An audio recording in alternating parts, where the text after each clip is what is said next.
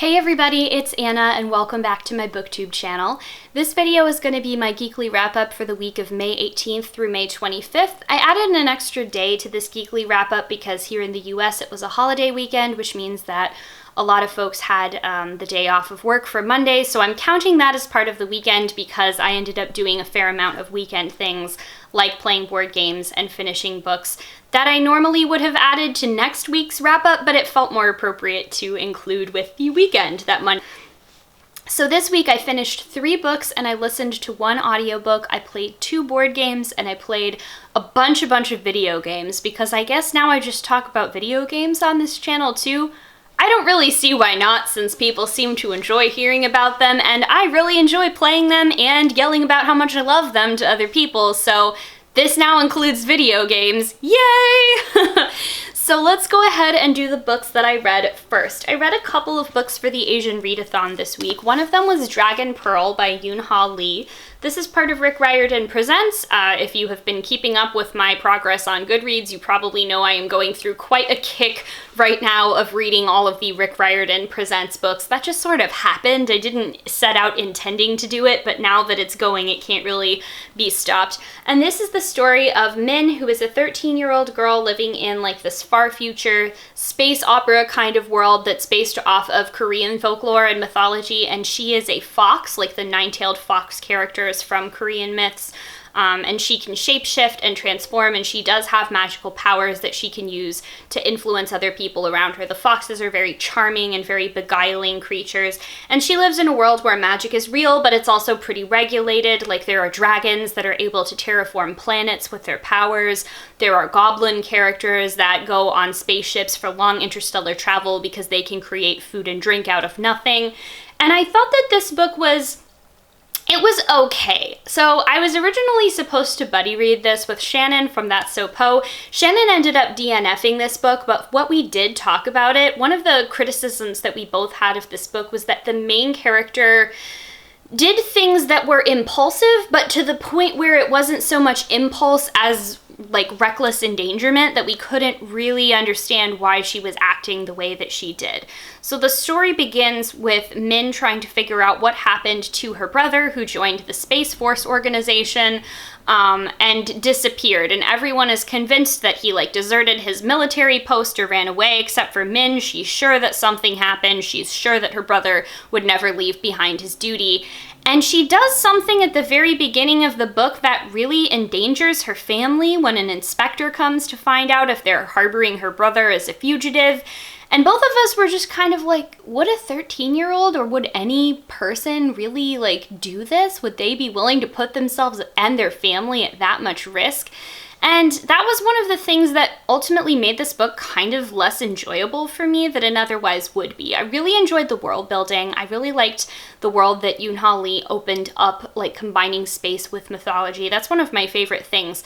But the main character was doing things that either made no sense or were just too perfect. And not only did they seem inconsistent with her previous behavior, but they also seemed kind of out of character for what a 13-year-old would do. I feel like this book wasn't quite sure where it wanted to sit in terms of being middle grade YA or adult. It kind of felt like this was originally written as an adult sci-fi fantasy book that then got reskinned with a younger protagonist, but not much else was changed, so it still read a little bit as though it were an adult sci-fi, but not really. I don't know. I ended up giving this 3 out of 5 stars. I didn't like it as much as I hoped I would, but I thought it was still fine. I don't know if I would have had a different opinion of it if I'd been reading it, you know, as a kid at the like target age that these books are meant for. But yeah, I thought that that was just okay. I also finished reading In the Vanisher's Palace by Aliette de Bodard, which is a novella that's pretty short. I ended up giving it 4 out of 5 stars. I really liked it. It is a queer story that is it has a lot of parallels between like the Western fairy tale of Beauty and the Beast, but it takes place in a sort of Vietnamese fantastical world, and it follows a character, oh gosh, I'm totally blanking on the character's name right now. It'll come to me. Anyway, she is taken from her village where she and her mother are struggling with this hardscrabble life to survive in the wake of an invasion that has totally decimated the regular human population. The world has been overtaken by these creatures that are called the Vanishers. They are these very powerful beings that have a lot of technological prowess, and they have ravaged the world with these viruses that are really disrupting humanity. And humanity, I mean, it just really peels back the veil on like how humanity currently is, but it's just come more to the forefront of humanity, I guess, that the village elders and like the various governing organizations in this world have deemed that some lives are more valuable than others. Some people are more disposable than others. This is something that was especially prescient to read at this time during the pandemic, when a lot of times we're talking about rationing medical supplies and people are debating who should get access to life-saving care in hospitals and things like that. So this book is told from the perspective of somebody whom society has deemed disposable, and she ends up getting taken away from her village, where she will ultimately be disposed of and put in this place where she'll be allowed to just die of the old Vanisher's technology destroying her body, by a character who is a dragon, kind of a dragon in human form. They're like shape-shifty. They can't be contained necessarily by a singular form. And so the main character is taken to educate the two wards that this dragon has, I guess. And like the story is a bit about the unfolding relationship between our protagonist and the dragon, as well as the mystery that lies at the heart of the two wards that she is educating. This book was really, really good. It solidified Aliette de Bodard as an author that I really want to read everything from, and like I said, I gave it 4 out of 5 stars. I ended up DNFing The Magnolia Sword by Sherry Thomas, which was another book that I had for the Asian Readathon. I just wasn't getting on as well with the writing as I hoped I would be, and in the interest of not reading myself into a reading slump, which, you know, because life is stressful right now, that's just a lot easier a thing to have happen than it usually is, I decided to put it down and maybe return to it at a later date. And then the audiobook that I listened to was called The Line Tender, and this is a middle grade book that deals very heavily with themes of grief and loss. There are some content warnings for death of a parent and child death and endangerment, because those are things that happen both on and off the page of this book. It's about a young girl named Lucy whose mother died when she was very young. Her mother was a shark biologist, and one day when she was out on a boat studying sharks, she had a brain aneurysm and passed away. So Lucy has not really come quite to terms with the death of her mother, even though it has happened years ago, because as she's starting to grow up and go through puberty, she's sort of wondering, you know, what would it be like if her mother was here to see her growing up? What would they think of each other? And she and her best friend, Fred, are working on this sort of wildlife guide. They're going out and studying local wildlife, like plants, animals, and all that kind of thing, and writing them down in this field guide that they're working on together. Then, about halfway through the book, Fred dies in a really surprising, kind of upsetting, tragic way that I wasn't expecting, and I feel like this book just sucker punched me. So the rest of the book is Lucy grieving the loss of her best friend, who right before his death, maybe they were going to be something more than friends, but now she'll never know.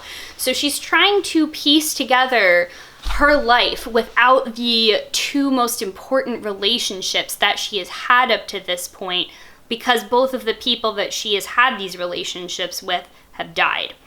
So this book is really intense. I ended up giving it 3 out of 5 stars, mainly because I think a lot of the people that really enjoyed it found that its treatment of grief was really spot on, but for me, it just didn't quite click. I don't know. I mean, I could understand on one level that some of the things in the book that happened were really, really sad, but it didn't have the same emotional resonance with me that it seems to have with a lot of other readers. It was good though. I just, don't know that I would necessarily recommend it. Just make sure that, you can read a book about grief and sadness and death when you go in to read it, I guess.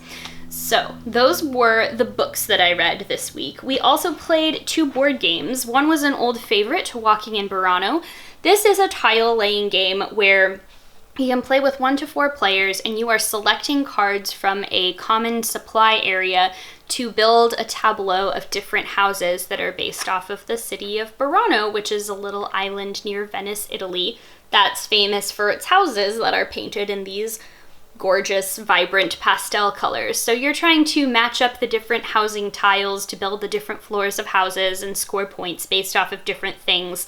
Essentially, whenever you complete a tower, which is like a 3-high stack, that's a full house of a floor, a second story, and then a roof, you get to have a visitor come to that house, and it can be a tourist that gives you a few points or a resident that gives you a lot of points. This is just a really delightful game. Like, it's almost the perfect game, really. It is the perfect balance of strategy and social fun. It is adorable.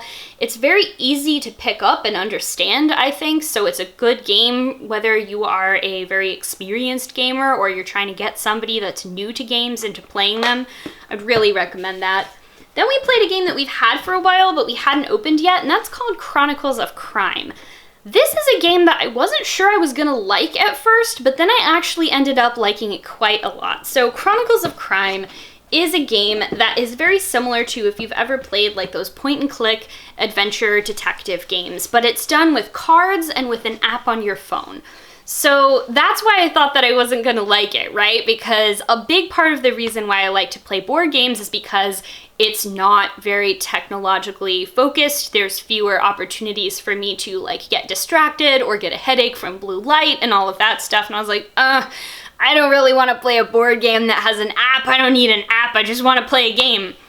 I think this actually integrated technology really well into the game though, so maybe I take it back. I did like this. So the setup of Chronicles of Crime is that you are investigators at Scotland Yard, and you can play through these different scenarios that come preloaded onto the app. They're free, with all of the materials in the box. And you will go around to different locations by scanning QR codes on the map to visit those locations, and then you can further scan QR codes to look at pieces of evidence or to interrogate people. Not interrogate them, that's too harsh. Maybe you just ask them questions. Interview them. That's the word that I was looking for. You can interview people. You have a couple of the, standard detective fiction tropey people that you can call. So you can call a forensics expert if you need like a mysterious bottle that might contain poison identified. Or you can call a hacker if you find some clues that you're not able to access because the technology is beyond the capabilities that you have. There is also an interesting like 3D, I guess, not augmented reality, it's more virtual reality, 3D virtual reality, where you can use your phone just as is. You can use a VR headset for it, but you don't have to look around, and you basically pan your phone around in like a 360-degree thing to look for the clues in the room when you investigate. This is kind of a timed thing, so every action that you do in the game does add to the game's countdown timer, and you only have a certain amount of time to actually solve each case. And you get bonus points based off of how quickly you're able to solve the case without, of course, sacrificing accuracy. So I hope that I did a good job of explaining this. I know it's kind of hard because it is a board game, which is always a little bit trickier to explain, but then because so much of it is done on this app, it's also further compounded. But I did really enjoy the case that we played. We played one of the intro single session cases, which was like the missing pharaoh's jewels or something like that. So we had to go to the British Museum because an artifact had been stolen from one of the ancient Egypt exhibits there. We had to find out what happened to the artifact, see if we could recover it, who did it, and then by the time you get to the end of the game, there will be an opportunity for you to return to Scotland Yard, and then your chief inspector will ask you questions like, who stole the artifact? Were you able to recover it? What was their motive? And then your score for the end of the game is dependent upon how well you answer those questions and how quickly you're able to solve the case. So you're going for a good combination of speed and accuracy.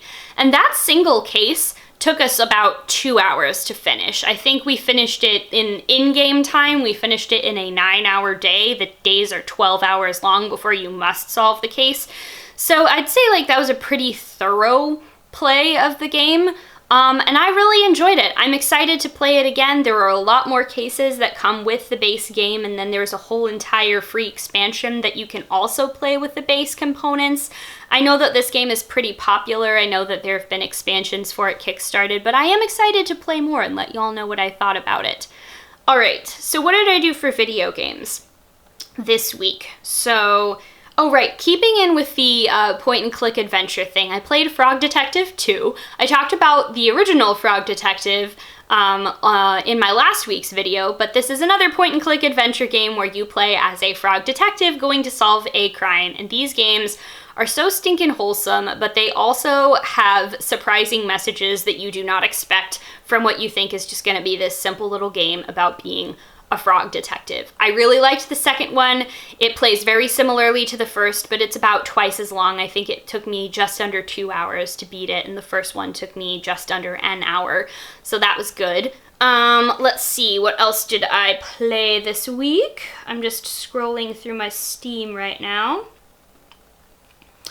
I played Aviary Attorney this week. Oh my god, I have so many thoughts about this. This is another crime-solving type of game, but it is done in the style of an Ace Attorney game. So it's a crime-solving game, but it's also a visual novel, and your primary method of crime-solving is going around investigating sites and interviewing people. This is based off of the animal illustrations, like Granville's animal illustrations. This was a series of satirical drawings and engravings that used anthropomorphized animals as ways to perform social critique in the 19th century. So you are playing as these anthropomorphized animals. You are a hawk attorney and you have a sparrow assistant, and you are playing through solving these cases in real life France shortly after the July Revolution, I believe. So it's like the late-ish 19th century, and you're in Paris. Paris is once again on the cusp of another revolution, and dealing with a lot of corruption within the justice system, within the monarchy, all of these other things. That game got surprisingly real there at the end. I know that there are 3 or so different endings to it. I got the ending that I think is considered to be the best in terms of quality. I would like to go back and replay it and see if I can get the other endings just to see what that was like, but this game went there. I would like to talk about it in more depth, probably at a later video. Same with the next game that I played, and that I don't know if you beat this game so much as it beats you emotionally. I played Papers, Please, which is one of the indie darlings of video game creation. It came out in 2013, and it is a seemingly straightforward and simple simulation game about you working as a sort of customs and border patrol person in a country that is very reminiscent of an Eastern Bloc state in the 80s. So it is your job to either admit or deny entry to people that are trying to enter the fictional country of Arstotzka that you work for. This game is fucking phenomenal. It is a masterpiece of emergent world building through paperwork. You can learn so much about a society now, I realize, based off of the kind of information that is collected in something like a passport, just this bureaucratic data. I would love to tell you more about this, but I can tell that the battery on my camera is about to run out. So I will make an extra video that is just about Papers, Please, because I have lots and lots of thoughts about that. In the meantime, if you like this video and you would like to see more of what I do, go ahead and subscribe to my channel, because that is the best way to get updates every time I post a new video. As always, thank you all so very much for watching, and I'll see you in the next one. Bye!